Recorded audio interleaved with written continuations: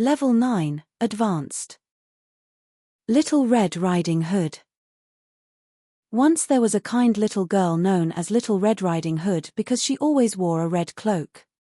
One morning, her mother asked her to bring food to her grandmother, who lived in a small house deep in the forest. Her mother warned her not to wander or speak with strangers. But on the path, she met a wolf. He asked where she was going, and the innocent girl told him.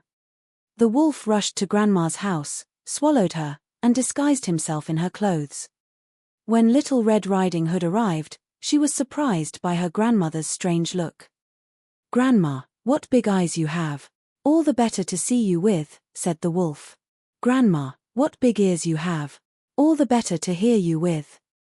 Grandma, what big teeth you have! All the better to eat you with," roared the wolf, leaping from the bed. But at that moment, a woodcutter burst in and killed the wolf.